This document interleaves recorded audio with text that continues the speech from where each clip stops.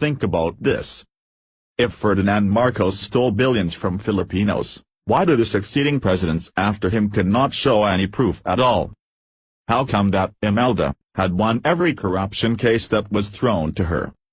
How come in the days of Marcos, lots of universities, bridges, hospitals and many more were built?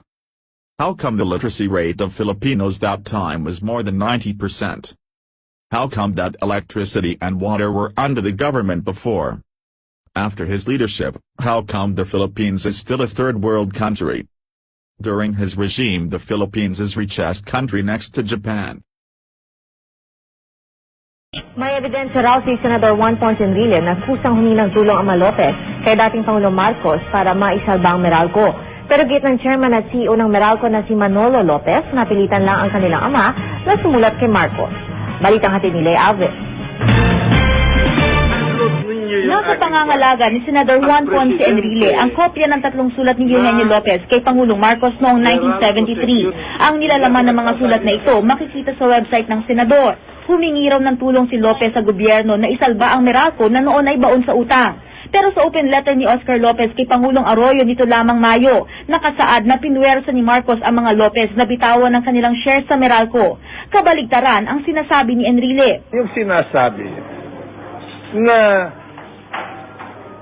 pinwersa ng Marcos government ang mga Lopez na ipagbili yung Meralco sa gobyerno, hindi totoo yun. Sila ang nagmakaawa sa gobyerno. Nasaluhin sila para hindi sila mabangkarote. Makikita raw sa mga liham ni Eugenio Lopez kay Marcos na ito ang humihingi ng tulong sa gobyerno para hindi mabangkarote ang kumpanya. Binuo ng gobyerno ang Meralco Foundation na ayon kay Enrile ay bumili ng mga shares ng mga Lopez sa Meralco. Sino yung Meralco Foundation? Ikaw, ako, lahat ng mga consumer ng elektrisidad. Pero ayon kay Enrile na ibalik lang ito ng ganun-ganun lang sa mga Lopez pagkatapos ng 1986 People Power sa ilalim ng Aquino administration. Masyado raw favorable ang hakbang na ito sa mga Lopez, habang bilyong-bilyong piso naman ang nawala sa mga Meralco customers. There was a sweetheart bill. Hiningi namin ang panig ng Meralco tungkol dito pero tumangging magbigay ng pahayag ang kanilang tagapagsalita. Pero sa pahayag kahapon sa GMA News ni Manolo Lopez, ang chairman at CEO ng Meralco, sinabi niyang napilitan lang daw ang kanilang ama na sumulat kay Marcos. He didn't have any choice. He didn't have, in other words, too many options at that time. If not, the company would have suffered heavy losses, and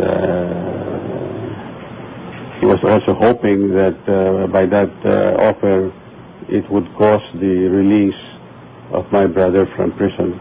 Panahon ni dating Pangulong Aquino nang naibalik ang Meralco sa mga Lopez. Kumakala pa raw ng karagdagang impormasyon si Senador Noynoy Aquino tungkol sa issue.